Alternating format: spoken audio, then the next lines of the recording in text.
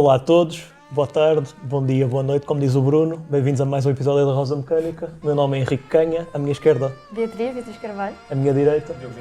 Temos connosco o Pedro Anastácio, candidato à presidência da FAU, que é a Federação da Área Urbana de Lisboa, da Juventude Socialista.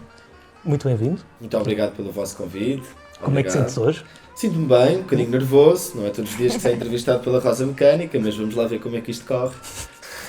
Vai ser bom, Pedro. Nós temos aqui uma entrevista preparada para saber, por exemplo, qual é o teu mote de campanha? Qual é o tema? O mote e o tema da candidatura que escolhemos foi uma comunidade partilhada. E escolhemos este slogan, uma comunidade partilhada, porque queríamos passar uma mensagem na Federação e nos territórios que representamos, que os problemas que dizem respeito a um concelho não são problemas exclusivos daquele concelho, mas são problemas de todos.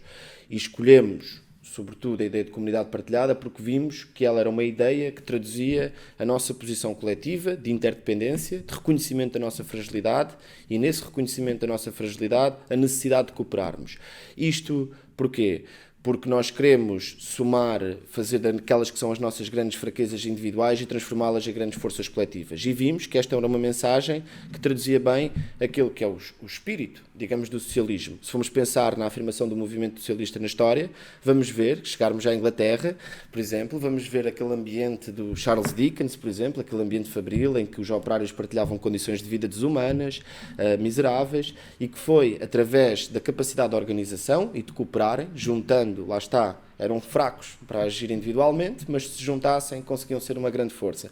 E é isso mesmo que queremos fazer, porque ser uma comunidade partilhada significa reconhecer que, além das nossas ações condicionarem os outros, que são também condicionadas pelos outros, significa sim que os nossos problemas são coletivos e exigem respostas coletivas. E por isso achámos que este lema traduzia o espírito e a atuação que queríamos ter para lutar pelas causas nos nossos territórios.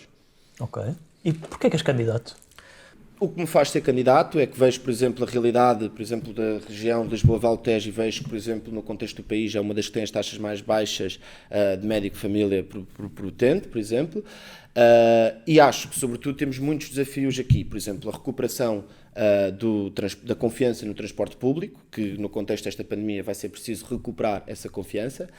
Um grito de liberdade também pela habitação, porque temos tido um conjunto de políticas que têm implicado com o direito à cidade e não permitido a um conjunto largo de cidadãos fazer a vida no sítio em que escolheriam, ou seja, que são limitados economicamente e não existe resposta e por isso têm necessariamente ir para as periferias. Ao mesmo tempo, também quero que sejamos um espaço mais progressista, mais inclusivo, e acho que essa é uma realidade que ainda falha também em muitos concelhos.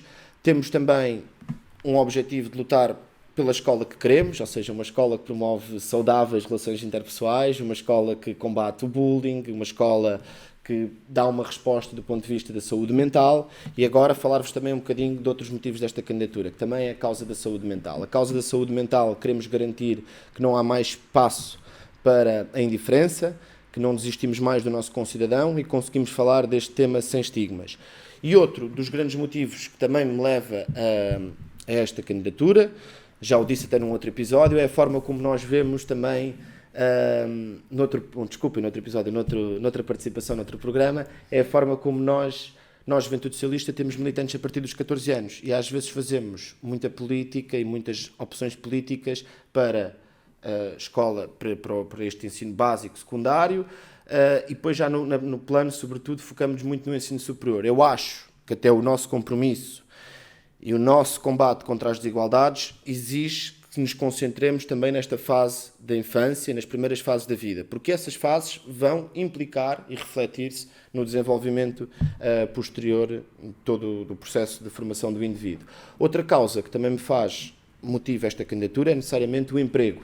Ora, estamos a passar por uma crise profunda, que vai impactar profundamente com as nossas expectativas de integração no mundo do trabalho, e vemos que, como esta pandemia demonstrou, que temos de fazer um combate sem tréguas à precariedade. A precariedade, no contexto desta pandemia, atirou um conjunto de pessoas para uma situação de total de incerteza, e eu diria que deu muitos motivos para ter justa indignação e poucos motivos para ter esperança. E acho que esta tem de ser uma causa estruturante dos partidos socialistas, tem de saber assumi-la e tem de dizer que este é o grande desafio geracional. E, nesse sentido, a nossa preocupação vai ser a recuperação do emprego, porque para termos também conselhos que consigam ser inclusivos, garantir o direito à cidade, etc., precisamos de assegurar essa coesão por via do emprego. E, com a perda de emprego que tivemos, vamos ter um grande combate em recuperar esse emprego e em garantir que ele é com respeito pelos direitos previstos no Código de Trabalho e que, sobretudo, garante uma posição de estabilidade e não atira mais ninguém para a incerteza ou para a insegurança do cada um por si e sabe-se quem puder. Essa está contra os nossos propósitos, isso não traduz um propósito socialista e, por isso, esse é um dos grandes motivos também desta candidatura. E, naturalmente, por fim, não faço aqui uma hierarquia de prioridades em função de que fui falando delas, mas a causa das alterações climáticas, porque quer dizer, aqui estamos a lutar pela convivência, pelo futuro da espécie humana. E necessariamente, aqui, este é um combate que mobiliza sobretudo a nossa geração, porque já temos a extinção da espécie humana sobre nós, e por isso, necessariamente, temos de fazer dele um combate estruturante, até porque ele vai ter uma implicação no futuro de acentuar as desigualdades. Num contexto da escassez que conhecemos, esta já existe. Num cenário de alterações climáticas profundas e de impactos sociais profundos, ainda traduzirá um cenário adicional de escassez, penalizando os mesmos de sempre. E por isso, que são os mais desfavorecidos. E por isso, este é um outro desafio e um outro compromisso desta candidatura. Uma coisa que eu fiquei na dúvida, Pedro, é do género. Tua casa chama-se uma comunidade partilhada. Para que não escolheste assim um nome genérico como Lisboa com todos, ou todos pela FAUL? Por que não foste pela fácil? Bem, não sei se esses nomes são genéricos. A ideia de uma Lisboa com todos é interessante, não é? Uma cidade que consegue contar com todos é sempre uma ideia interessante. Pode às vezes ser pouco sexy porque queremos coisas assim num clima de polarização e outro queremos coisas assim mais assintosas ao outro, mas eu acho que é uma mensagem importante. Uma cidade ser capaz de contar com todos é algo que nunca devemos desistir. Agora, como te disse, uma comunidade partilhada eu percebo que é uma ideia difícil, porque nós conseguirmos às vezes partilhar este reconhecimento de interdependência e com ele a fragilidade, até às vezes sinto que é uma mensagem que entra pouco ou que chega pouco. Mas também não acho que a solução seja desistir dela. E por isso a forma de ir aprofundando, de ir afirmando esta visão, era, vamos lá então tentar, a ver se isto entra. E acho que tem entrado, acho que tem corrido bem, e acho que, sobretudo, vai introduzir uma dinâmica interessante quando fomos confrontados a um nível de um problema no Conselho. Vou-vos, por exemplo, falar numa causa que temos aqui do passe das virtudes, nas virtudes na Azambuja. O que é que acontece? É uma freguesia, para andar 2 km em linha reta, paga mais 17 euros os cidadãos das virtudes. Ora, quer dizer, e nós o que vamos fazer é dizer que isto não é um problema da Azambuja, mas que isto é um problema da Federação e que isto é um problema que cria uma desigualdade e uma aqui entropia no próprio funcionamento do passe que não é aceitável, e não vamos deixar a Azambuja a lutar sozinha por esta causa. Vamos estar com eles, lado a lado, fazendo-os ver que aquilo não é um problema deles, mas que é um problema de todos. E estou certo que assim que conseguirmos demonstrar esta solidariedade na atuação de uma causa conselhia, o movimento é de expansão. E por isso, se achas difícil, no fim veremos se foi ou não bem sucedido, Henrique. Pedro, falaste aí num ponto interessante que tinha que ver com a base de militância da Juventude Socialista e até para quem a Juventude Socialista faz política, que é normalmente ali os jovens que estão no ensino universitário politécnico. Porquê que a JTS não chega, por exemplo, aos jovens dos 14, 15, 16 anos que estão a estar no ensino secundário, no ensino básico, etc. Porquê que a JTS também não chega, por exemplo, aos locais de emprego? Porquê que a JTS não entra dentro do meio dos trabalhadores? Ora, também não vamos vaticinar que não entramos, porque senão assim é que não entraremos de modo nenhum. Eu acho que nós fazemos um esforço de aproximação. Acho que temos de reforçar essas ligações, tentar estar mais perto de onde nós sabemos e onde temos conhecimento que existem empresas que, por exemplo, abusam das ditas precariedades e têm práticas um bocadinho às vezes persecutórias até dos próprios trabalhadores, e nesse sentido acho que devemos estar perto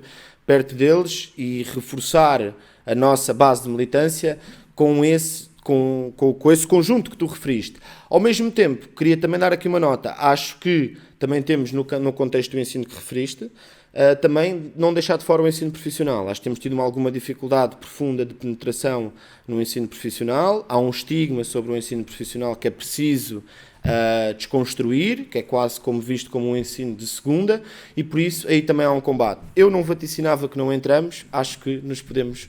Pedro, consideras que a JS acaba por ser um clube em que as pessoas são todas de classe média alta e estão a brincar às classes sociais?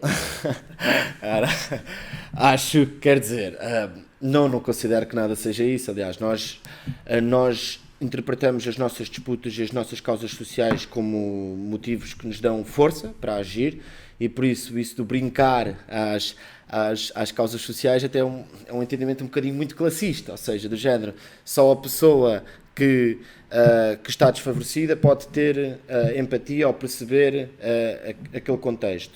Também recuso, de certa forma, essa visão, ou seja, acho que aquela dita frase da esquerda caviar ainda não percebi bem o que é que diz, ou seja, é muito...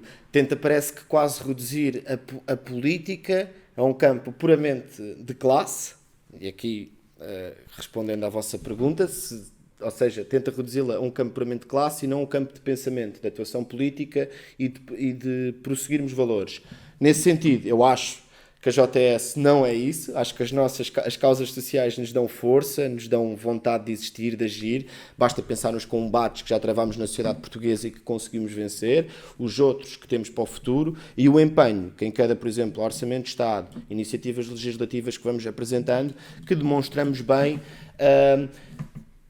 o quanto essas causas sociais são a nossa verdadeira razão de existência. Outra coisa que acho que poderíamos refletir é, às vezes, o próprio Partido Socialista, às vezes um desinvestimento nas ditas organizações de juventude, porque nós sabemos que muitas vezes já temos preços para ir a certas atividades que implicam, por exemplo, custos de pernoitar, de frequência naquela atividade. É certo que não é o contexto de hoje, porque agora é tudo online, mas quando temos, por exemplo, um custo de prática, de formação, etc., de frequência já de 20 euros para uma atividade na Juventude Socialista, acho que a Juventude Socialista o faz por limitação, digamos, de meios disponíveis, e acho que aí sim devemos ter esse diálogo com o partido, pugnar por esse maior investimento, porque, lá está, ainda nos permite alargar o leque e o conjunto das pessoas que podem participar nas nossas atividades.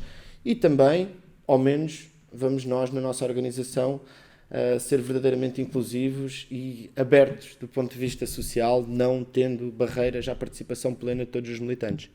Podem os artistas, os intelectuais, a própria classe alta ou até mesmo dizendo, porque não, a burguesia, pode ajudar na construção do projeto socialista, ou apenas o proletariado, a classe trabalhadora, o campesinato, etc., tem interesse material no socialismo? Ora, eu acho que podem ajudar, evidentemente. Aliás, a primeira, quando eu te fiz a crítica à esquerda caviar, estava a recusar um pouco esse caminho, dizendo que o socialista só pode ser para o operário, o artista, o intelectual, etc. Ou seja, não entendo a agrupação em termos da visão das classes, mas, ou seja, há outras questões, há outras percepções subjetivas que também implicam na própria percepção da dita classe. Ou seja, por isso, acho que reduzir este campo todo das percepções subjetivas para arrumar de forma muito estanque as classes e dizer qual é que é o interesse material delas, só nos vai afastar, no sentido de mais gente que podíamos chegar e contribuir para a afirmação do socialismo, porque, como te disse, acredito também no socialismo como um campo de visão de ideias, destas concepções subjetivas que não são puramente materiais, nesse sentido. Pedro, falaste agora deste contexto pandémico. Achas que depois da pandemia passar vai ser possível uma inclusão dos formatos digitais nas próximas atividades da Federação que tu poderás presidir? Ou noutras atividades, inclusive do Partido Socialista? Como é que achas que agora vão ser as atividades políticas? Acho que vai, quer dizer, acho que já estamos todos um bocadinho fartos, mas também não estamos prontos a abdicar delas, não é? Ou seja, com isto quero dizer o quê? Que acho que nós necessariamente estamos com muita saudade todos uns dos outros e de recuperar as nossas relações interpessoais e voltarmos a contactar, a partilharmos experiências, ideias, histórias, E isso é conseguido, a meu ver, melhor nas atividades presenciais, etc. Agora, acho que também são ferramentas úteis de trabalho, por exemplo, para a própria, às vezes para reuniões, digamos, reuniões internas de trabalho, às vezes até a realização de uma conferência quando temos um orador muito deslocado e não é possível a sua participação de outra forma. Ou seja, acho que depois deste contexto pandémico vamos recuperar a dimensão presencial, utilizando também as virtualidades e os benefícios da organização de eventos do ponto de vista digital. Pedro, tu, tens um plano, tens ideias, queres executá-las. Elas têm alguma base, ou seja, tu acreditas em algo para chegar a estas soluções. Quais são as tuas referências políticas? Ora, pergunta difícil, porque, minhas referências políticas, acredito que muitos dos socialistas tenham vindo aqui, tenham passado por aqui, tenham dado resposta semelhante a uma das que vou dar, mas, como sinto que é genuíno e autêntico, não me limito dela e quero que ela fique muito clara, porque é um gosto, é uma admiração profunda que tenho pela pessoa em causa, que é o Dr. Mário Soares. Acho que o Dr. Mário Soares conseguiu identificar bem o projeto de socialismo como um projeto de liberdade, conseguiu ser um homem que tinha uma grande capacidade de interpretação do seu tempo e do desafio político, assumindo sempre posições, que é uma coisa que eu acho que às vezes nós hoje não fazemos muito, não assumimos às vezes posições, e por isso gabe-lhe a coragem de ter conseguido ao longo todo da sua vida ser um homem de grandes posições e um homem que me revejo na forma como se ligou à Europa, na forma como tinha uma abertura, também quando se disputaram 2 caminhos para a sociedade portuguesa, falou por um caminho, nesse que me revejo, e sobretudo nesta ideia que ele nos trouxe do socialismo como um projeto de liberdade. Acho que esta é fundamental para a afirmação do projeto socialista, acho que esta é inclusive a própria ideia que temos de disputar mais com a direita, e por isso acho que aqui o Mário Soares foi um homem muito à frente do seu tempo. Outra referência para mim é o Camus, no sentido em que não sou bom em francês, por isso não sei se disse mal o nome, mas no sentido em que, por exemplo, é um homem, o homem dito do justo meio, não é? É o homem que soube, por exemplo, eu dou importância às ideologias e não faço política sem ideologias, mas também sobre dizer que nenhuma vida por nenhuma ideologia, ou seja, acho que é um pensamento que também me revejo nesta dimensão dele. Ao mesmo tempo foi um homem que denunciou o horror que foi da União Soviética, sendo ele próprio um dito militante teve tido uma história no Partido Comunista, nunca se calou, ou seja, foi um intelectual nesse sentido indomável. Soube sempre denunciar quando os seus pares, às vezes pela sua cumplicidade, não o conseguiram fazer. Ao mesmo tempo foi um homem que soube criticar dentro da própria estrutura da organização internacional os vetos dentro do Conselho da ONU, os bombardeamentos sobre o Japão, dos Estados Unidos. Ou seja, o mito Sísifo também, a ideia que ele apresenta ali no mito Sísifo de um homem, cada um homem a levar a sua pedra à montanha e realizado nesse caminho, e depois que nos aproximam, todos somos num certo sentido Sísifo, e sendo que a resposta dele não é uma resposta que nos caminhe para a indiferença moral, é uma resposta que procura exatamente construir uma ética, conjunto de valores universalistas, e nesse sentido é um homem que colhe muito das minhas referências. Agora, permitindo também, eu sei que vocês perguntaram politicamente, mas eu queria deixar aqui uma outra referência, mais pessoal do que política, que é o meu avô. O meu avô é uma referência para mim, no sentido em que ele teve uma vida difícil, uma vida tramada, trabalhava num contexto de mina, ou seja, ele não sofreu, mas teve muitos colegas que sofreram das ditas, por exemplo, da doença da silicose, trabalhando naquele ambiente de mina e que hoje têm pensões miseráveis, mas sobretudo porque foi um homem que conseguiu, num contexto de alguma privação material, num contexto de uma vida rural e isolada, no sentido de que nós não tínhamos esta facilidade de ir para trás de montes, e nem o túnel do Marão, nem essas coisas, quer dizer, eram caminhos sinuosos e difíceis de percorrer, e ele, nesse sentido, conseguiu sempre incutir no seio familiar a importância do valor da educação, a importância de valores como a honestidade, como a retidão, e nesse sentido também é uma referência que, sendo pessoal, que transporto para a política nos valores e nas coordenadas que me apresentou e que me bato por elas. Pedro, sabemos que andaste a passear pela América Latina. Consideras-te o próximo Che Guevara? Bem, não sei, malta, as botinhas em casa já estão um bocadinho empoeiradas e encostadas, mas, ora, não me considero o próximo Che Guevara, não, de modo nenhum, mas considero-me um homem combativo e com ideias. Não sei se as ideias serão necessariamente, já vos disse aqui uma grande referência do Camus, por isso acho que nesse sentido nunca poderia ser esse Che Guevara pelas minhas coordenadas que vos apresentei aqui. Agora, a minha experiência na América do Sul mudou-me bastante e foi uma experiência impactante. Foi também, lá está, aqui sinto-me também um privilegiado por ter tido esse acesso, por ter tido uma condição financeira em casa que me permitiu essa aventura, que me permitiu esse enriquecimento pessoal, e nesse sentido sinto-me privilegiado. Mas também sinto que esse privilégio também saiu enriquecido pelo que vi, pela visão, quer dizer, porque a América do Sul sente primeiro uma mobilização que nós já aqui não temos, forte do ponto de vista político, muitas lojinhas políticas, etc., com muita produção de cartazes, etc., de ideias, ali todos elaborarem num ambiente ainda mais entusiasmado, digamos assim, com mais paixão e mais entusiasmo político. Ou seja, já fiz aqui um parênteses à ideologia, mas ali vivo que ainda vivo de outra forma, não é? Ainda vivo de outra forma. E mudou-me profundamente ver a profunda desigualdade em que a América do Sul vive. Quer dizer, reparem, por exemplo, foi profundamente marcante a experiência no Brasil, ao chegar desde o aeroporto a passar para a parte dita do centro da cidade, isto no contexto do Rio de Janeiro, ver desde o trânsito infernal a um ambiente de miséria, de desigualdade profunda, de um conjunto de gente deixada meio que ao abandono, ali, quer dizer, e depois ver a bonança, ver o Fausto, ou seja, ver claramente de um modelo que só tem funcionado para uns e tem deixado um conjunto à margem do sistema. Depois também, por exemplo, o Chile marcou-me profundamente por ver que era um sítio que tinha um índice de desenvolvimento humano bastante grande e de infraestrutura e etc, mas depois ver qual é que tinha sido o custo disso, ou seja, se havia Santiago bem desenvolvido, havia um conjunto, lá está, o outro lado, a gente que vivia sem condições, nem dignidade. E tudo isso me deu vontade de agir e de atuar politicamente. Uma experiência que também foi muito marcante foi na Bolívia, foi em La Paz, porque o contexto Bolívia é muito especial em relação ao contexto dos outros países. É uma cultura que eles são mais fechados, até perante o dito estrangeiro, quem vem de fora.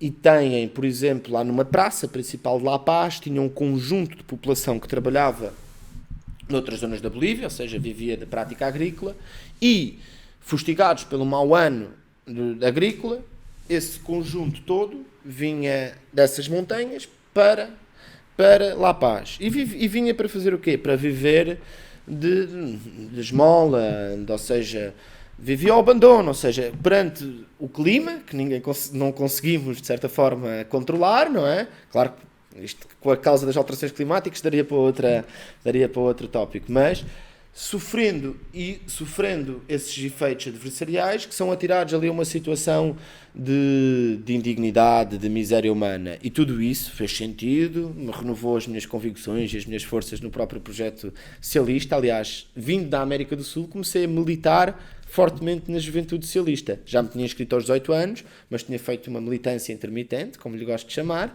e a partir daí fiz uma militância ativa e muito comprometida. Ao mesmo tempo também conheci uma pessoa, permitam-me aqui falar dela, que foi o Frederico Jesus, também é uma militante da JS, e eu vivi com o Frederico, e o Frederico é humanista, é um homem livre, e o Frederico tem uma visão maravilhosa da vida, do seu concidadão, dos valores da solidariedade, do humanismo. E o Frederico mostrou-me, quer dizer, nós confrontados com aquele ambiente do Brasil, com uma miséria grande do ponto de vista social, e termos ao mesmo tempo um sistema de encarceramento que era do mais duro, quer dizer, inumano. Aquilo era uma tragédia quase coletiva, e o Frederico sempre foi uma voz nas aulas de direito penal, na forma como sinalizava e como procurava sempre discutir o tema, e sobretudo nas reflexões que íamos fazendo. Marcou-me também pela solidariedade. Eu às vezes um amigo em intercâmbio, não faço aqui nenhuma desvalorização dos amigos que têm em vida, mas um amigo em intercâmbio passando 6 meses com ele, sentimos que o levamos para o resto da vida. E é assim, por causa da solidariedade, da partilha, que conseguimos e que construímos, e como enfrentamos os problemas que vamos tendo cada um. Pedro, falaste num ponto interessante, que era essa falta de entusiasmo que existe na política cá, em contraponto com por exemplo, a dinâmica política que existe na América Latina. A pergunta que eu te faço é, desde a queda da União Soviética, deu-se a ideia de que a história terminava ali. E parece que hoje não existe esperança, não existe sequer o sonho de se construir uma cidade nova. Crees que estamos mesmo ao fim da história ou que é possível, de facto, construir uma outra sociedade? Quer dizer, eu acho que até às vezes, uma consideração prévia, acho que às vezes o socialismo democrático nunca terá nada a ver com aquilo que se passou na URSS e que nunca nem pode estabelecer nenhuma proximidade ao outro.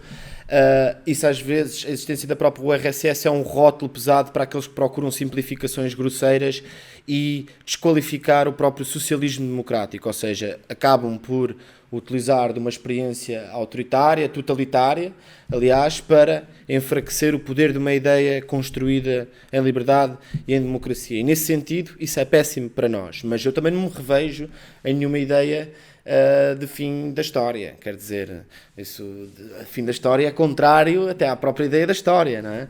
E acho que a nossa capacidade de introduzir processos de disputa na sociedade, na forma como vamos reivindicando novas causas, etc., tudo isso vai modificando a própria dinâmica do capitalismo. Aliás, o próprio capitalismo como o Lipovetsky diz, é próprio revolucionário dentro dele. Aliás, basta ver agora que passámos de uma espécie do capitalismo financeiro para um tecnológico, ou seja, que é... Não sei se vou apresentar que isto é o capitalismo tardio ou outro, não sei. Tenho muita dificuldade em fazer uma espécie de passo, até ao passo final, digamos, em que isto se esgota, mas acredito nas convicções socialistas, acredito em fazer face a um modelo extrativo sobre os recursos, acredito em fazer face a um modelo que economicamente dá muito a poucos e pouco a muitos, acredito fazer face a tudo isto. E nesse sentido não me revejo em nenhuma dinâmica de fim da história, porque à medida que nós fomos lutando e introduzindo estas causas, vamos sendo capazes de mudar como nos organizamos do ponto de vista social e economicamente. Pedro, de 1 a 10, sendo o 1 a escala de Chicago, e 10 os planos quinquenais, onde é que está Pedro Anastácio? Diria que estou para aí no 6. Eu diria que estou para aí no 6. E para explicar o contexto da minha resposta, porque quando me revejo como Partido Socialista e a apresentar-me também como entusiasta da dita social-democracia, por exemplo, tendo inspiração no dito modelo nórdico e outro, há aí um reconhecimento e as virtualidades também de uma economia de mercado. Sendo certo que o que nós temos assistido, e num contexto particular desde 70, não é, com a afirmação do neoliberalismo e com uma crescente mercadorização da nossa vida coletiva, que essa mercadorização da vida coletiva diminuiu a política, produziu desigualdade profunda e fez, ao mesmo tempo, desconfiar e duvidar e pôr sempre em evidência o papel e a mais-valia da intervenção do Estado. Eu acredito nessa mais-valia, nessa intervenção do Estado, nesse ímpeto, às vezes, na exploração de serviços essenciais, outra, mais propriamente dita, na regulação e na intervenção na própria economia de mercado, mas eu acredito nela. Agora também não acredito numa coisa completamente de planeamento económico, mas não descuido nem atiro a desvalia também de conseguirmos planear alguma coisa, sendo certo que eu também tenho uma concepção e gosto da ideia de privilegiar a dita ordem espontânea, não é? Sendo que essa ordem espontânea não se pode traduzir na mercadorização da nossa vida coletiva, na perda de direitos, na desigualdade profunda. Por isso, nesse sentido, Pedro Anastácio está no 6, porque acredita, até porque outra coisa, reparem, o que é que dirão agora os conservadores, ou seja, os liberais, nesse sentido, de quem não vê benesses nenhumas na intervenção do Estado, Qual é a crítica que eles farão hoje? De 70 até então, o Estado saiu de quase tudo. O que eles dirão então agora aqui é que ainda falta o que não saiu. Quer dizer, isto já passa para o domínio quase do fanatismo, apresentaria eu assim. Por isso, o Pedro Anastácio está no 6, porque entende e vê, no 6 ou no 7, porque entende e vê uma grande desregulação e uma mercadorização crescente da nossa vida coletiva e um enfraquecimento da sociedade e também, lá está, uma reprodução profunda de desigualdade. Mas a Marisa Matias, a Marisa Matias, quando veio ao nosso podcast, disse que estava no 6. A Marisa Matias não é radical o suficiente ou o Pedro Anastácio que já está demasiado radicalizado? Isso terá de perguntar à Marisa Matias. Não, mas não me considero que estou radicalizado. Nem vejo como é que uma resposta no 6 possa ser radical. Aliás, se calhar estão a fazer isso por alguma ligação ao Bloco de Esquerda e há algumas pessoas que apresentam como um partido radical. Agora, não percebo como, se calhar a coisa ficou tão radical que uma resposta dita hoje no 6 já é vista como um posicionamento radical. Ou seja, o que temos de questionar é porque é que isso aconteceu. E lá está, voltando à dimensão da crítica do tempo de hoje, não, a culpa dos problemas que hoje temos é porque o Estado ainda não saiu da pequena parte que ocupa. Lá está, fanatismo. Ok, o que é um político com as tuas referências de ler? Qual é o teu livro favorito? Essa pergunta é muito difícil de responder. Porquê que é difícil de responder? Porque, reparem, às vezes nós lemos um livro e não sabemos exatamente como é que aquilo nos marcou. Ou seja, não conseguimos perceber logo qual é que é o impacto que aquilo vai ter na nossa formação, etc., na nossa vida, na nossa forma de pensar. Eu já senti isto muitas vezes, não sei se já sentiram também, mas sinto que às vezes não consigo descortinar o sentido real daquela influência.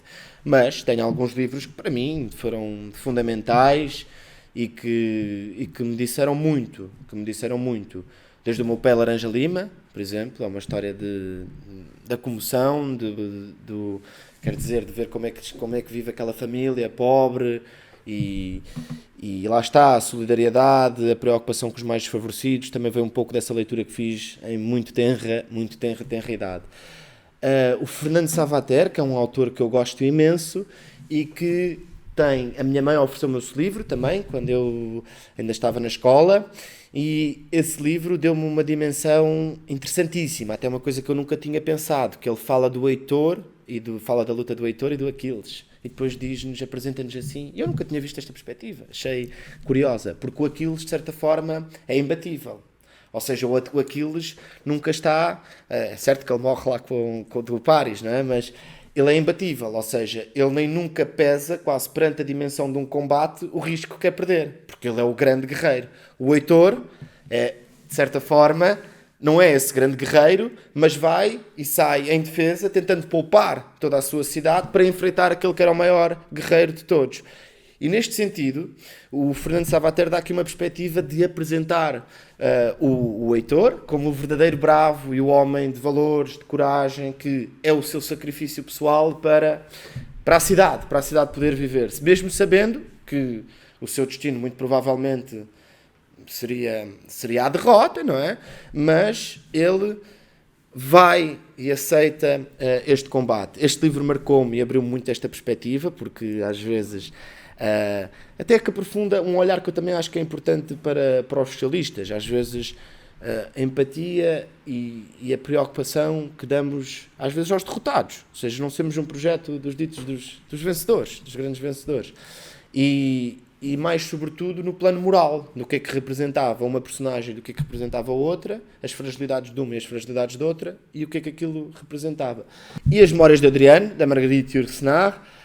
Acho que o livro é delicioso pela componente sentimental e da relação entre aquele que era o Imperador Adriano e a sua grande paixão, e o quão trágico também é aquela dimensão e ao mesmo tempo também demonstra uma perspectiva muito interessante, que ele de certa forma era um imperador reformador e ali também reflete certas passagens do que é que as reformas mais progressistas ou outro que ele fez no Império e a oposição que colheram das forças mais conservadoras. É uma referência nesse sentido. Pedro, então o PS ganha cronicamente a Câmara de Lisboa. O que é que falta ganhar aqui em Lisboa e Vale do Tejo? Ora, Bem, o PS ganha, quer dizer, o PS ganha cronicamente a Câmara de Lisboa, ganha porque tem tido projetos que têm merecido sucessivamente a confiança das pessoas e porque tem sido a grande força política que tem sido capaz de transformar profundamente a cidade. Ou seja, o ganhar cronicamente é só o reflexo dos projetos políticos que têm apresentado e a mais-valia que eles têm representado no dia-a-dia da cidade e na sua evolução. Por isso, não se traduz em ganhar cronicamente, traduz-se em reconhecer cronicamente o contributo do Partido Socialista para a governação aqui em Lisboa. Ora, o que é que falta ganhar? Bem, temos no contexto das câmaras, falta-nos ganhar Mafra, Cascais, Loures e Oeiras. Por isso, quer dizer, aqui o Partido Socialista tem capacidade de apresentar projetos políticos que defendam um ideal para estas cidades, ou seja, uma visão transformadora destas cidades, e esse será o melhor reconhecimento que poderá ter sempre dos seus eleitores, independentemente do resultado. Ou seja, o projeto político nestes sítios onde não é poder, a obrigação que tem é apresentar projetos que mostrariam qual é que seria a diferença se fossem governados pelo Partido Socialista. E nesse sentido, o Partido Socialista, nestes 4 concelhos, esta é a sua grande obrigação. Programas que, se não forem vencedores agora, que consigam promover no futuro a alternância para uma socialista, para uma governação socialista e, de certa forma, até um sentido de porque é que não votámos nos socialistas, já que eles tinham tão boas ideias para os nossos concelhos. Pedro, vais ser candidato nas próximas autárquicas? A quê e onde? Bem, não, quer dizer, o Partido Socialista define os seus candidatos em sede própria e é nesse sítio que acontecerão essas discussões, etc. Eu não vejo mais a questão só do Pedro ser candidato, mas acredito que é importante o espaço da JS ter as suas ideias e ter a sua representação jovem no conjunto do projeto dos partidos socialistas. Mas, em tempo e em sede própria, faremos esse debate e essa discussão onde deve ser, nos locais, nas respectivas comissões políticas, nos respectivos secretariados, etc, etc. Fernando Medina tem fetiche com bicicleta? Diz com bicicletas, de forma nenhuma, não vejo assim. Aliás, acho que o que o Fernando Medina tem sim, e que tem demonstrado, é um compromisso inequívoco com o combate e com a causa das alterações climáticas. Uma demonstração inequívoca do compromisso do Fernando Medina, do nosso Presidente da Câmara Municipal de Lisboa, com este tema, e que demonstra que não é nenhuma espécie de fetiche, mas é a luta pela espécie humana, é, por exemplo, um Presidente de Câmara, um político, que normalmente vive sempre da necessidade também de demonstração de resultados, que lançou a maior empreitada de sempre para a construção dos túneis, não é? Que é para reforçar a drenagem na cidade e aumentar a resiliência, e lá está, preparar a cidade para as alterações climáticas. Eu não me recordo e não tenho de memória um político que tenha tido este compromisso de avançar uma obra que não vai ser visível por todos. Reparem, a transformação de espaço público todos vemos e todos nos vangloriamos, mas os túneis que são a preparar a cidade para o futuro estão a ser feitos, e isso é uma demonstração inequívoca do nosso Presidente de Câmara e que não aborda como nenhum fetiche, mas uma causa de transformar a vida na cidade. Aliás, o próprio Fernando Medina também é muito combativo na questão da poluição atmosférica e da própria poluição que existe dentro da cidade. E daí também o seu empenho. E no contexto da ciclovia, não é só para bicicletas, repara, a ciclovia vai aumentar, é previsto aumentar de 100 km para 200 km de rede ciclável. Ora, isto é mesmo, não é fetiche, é compromisso com o futuro e com a vida na cidade e com a melhoria do ar que respiramos.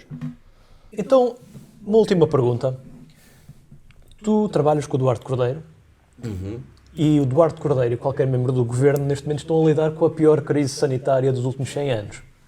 Como é que é trabalhar de perto com um governo que não só tem de governar o país, como tem de governar para a pior crise sanitária dos últimos 100 anos? Ora, necessariamente que é difícil, não é? Porque, como vemos, existe nestes momentos, que às vezes podiam ser momentos de grande unidade, acabam por ser movimentos de grande discórdia, em que todos temos uma solução alternativa, mas ninguém está certo, não é?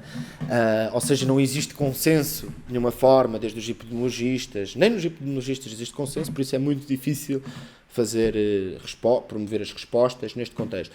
Eu, sendo certo que a minha experiência profissional, isso deve ser reservado, não é? No sentido, mas do Duarte é uma pessoa que me inspira, sempre me inspirou politicamente, e que tenho muito orgulho em trabalhar com ele, e que tenho muito orgulho naquele que é o seu trabalho, e na forma como tem conseguido ser um dos agentes que está na resposta a esta pandemia e que muito tem-nos dado bons motivos e motivos de orgulho na nossa capacidade de responder, de arranjar soluções, sobretudo na forma como o Duarte, não é? Duarte congrega um conjunto de vontades, é um homem que faz política de uma forma aberta, é um homem de esquerda, progressista, e por isso tenho muito orgulho e satisfação em poder trabalhar com ele e em ter tido essa oportunidade.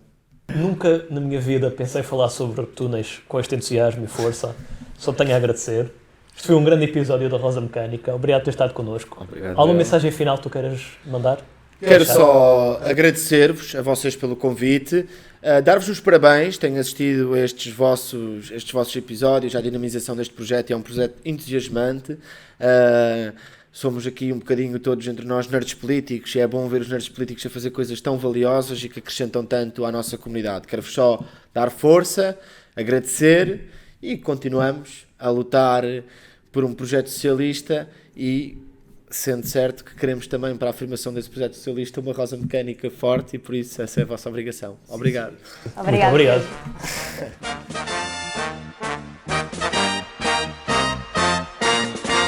Levanta a voz, camarada, vem cantar nossa vitória. Bandeiras duras são história, nossa luta é tudo ou nada. Se nas fábricas e nos campos, camaradas, somos o povo, todos juntos somos quantos vão fazer um país novo.